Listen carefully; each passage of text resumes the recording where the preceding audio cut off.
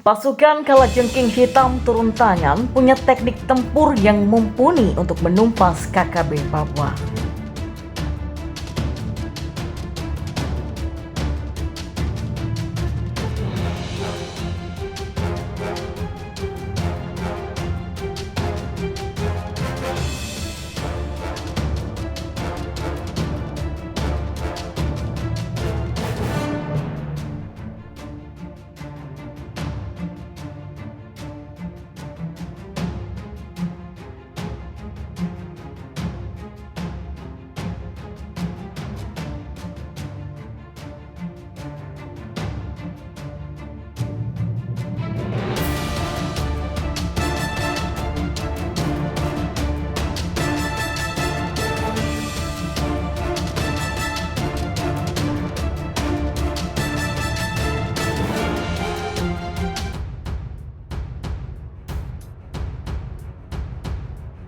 Pasukan Kalajengking Hitam turun tangan punya teknik tempur yang mumpuni untuk menumpas KKB Papua.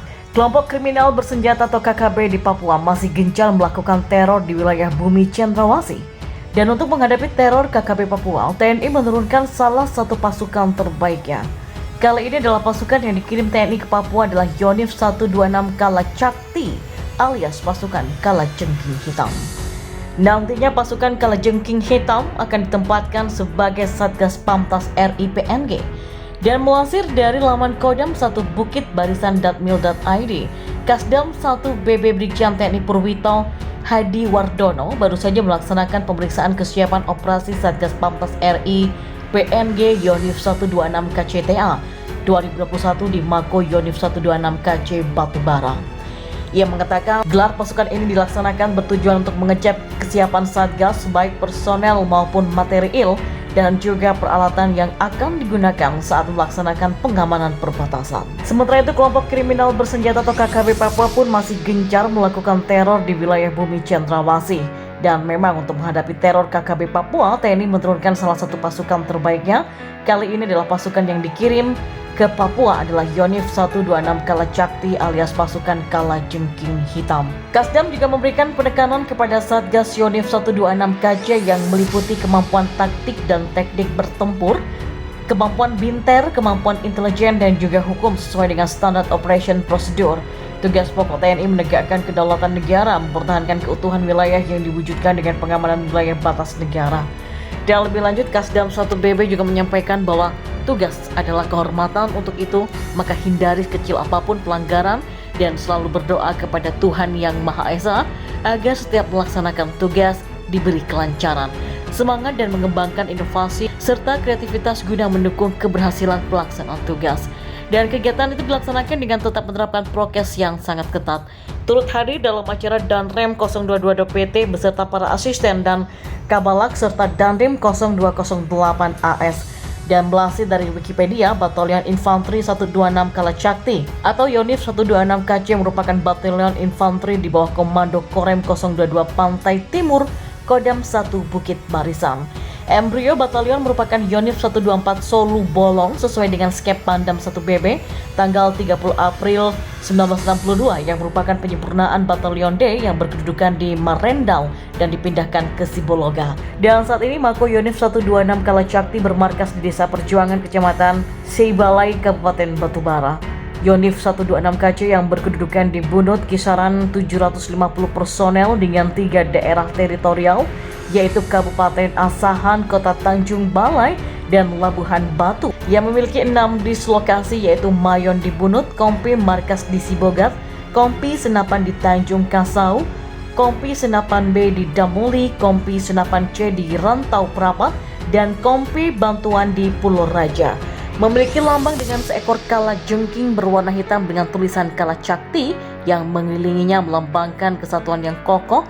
Tangkas dilengkapi dengan senjata api bermakna siap melaksanakan tugas, dan tulisan Kalacakti yang melambangkan sifat seperti kala dengan ekto ciri sederhana, mempunyai keyakinan yang teguh, kokoh dan percaya kepada diri sendiri, memiliki daya tahan yang tinggi dan kemampuan untuk menghancurkan lawan dengan senjata ampuh, memiliki moto berani dan percaya diri, kini telah menjadi satuan organik atau tempur dan teritorial.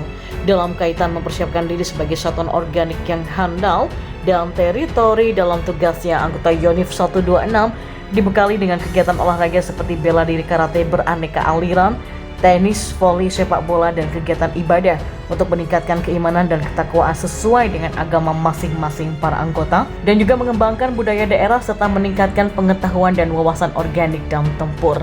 Kedudukannya sebagai Satuan Tempur Yonif 126 KC sejak tahun 1965 telah dilibatkan dalam operasi tempur G30S, penumpasan PGR Separaku di Kalimantan Barat tahun 73 hingga 74 dengan pemimpin Mayor Infantri F. Panggabean, operasi Seroja di Timur Timur tahun 1977 dengan pimpinan Mayor Infantri Sopyan Toyep, dan sejumlah operasi lainnya yang diperkirakan jumlahnya mencapai 19 kali turut serta bergabung dengan satuan lainnya untuk pengamanan teritorial di Indonesia. Pada tahun 2001 melaksanakan operasi Cendrawasih RIPNG dipimpin oleh Mayor Infantri Johnny S. Kemudian operasi teritorial dari sejak tahun 1981, yaitu kegiatan AMD Manunggal 3 di Kabupaten Asahan dan di Labuhan Batu hingga tahun 2004. Kemudian bakti TNI Gelombang dan Badai Tsunami di Nangro Aceh Darussola di Nangro Aceh yang dipimpin oleh Kapten Infantri Yudi Dilianto, dan operasi di daerah rawan Aceh yang diperkirakan telah mencapai 18 kali. Seperti diketahui pada Rabu pagi, KKB Papua kembali berusaha menyerang pos keamanan di Kiwirok. Di Reskrimum Polda Papua, Kombes Faisal Ramadhani menyebutkan untuk kali ini tidak ada korban dari aparat keamanan. Ia pun mengklaim aparat keamanan melumpuhkan satu anggota KKB Papua yang ikut di dalam penyerangan tersebut. Mereka menyerang dan kita hantam mereka, dipastikan satu tewas, kata Faisal. Situasi keamanan di distrik Kiwirok mulai terganggu sejak pada tanggal 13 September 2021 lalu. Dan saat ini KKB Papua Ngalum Kupel pimpinan Lamek Taplo terlibat kontak senjata dengan aparat keamanan.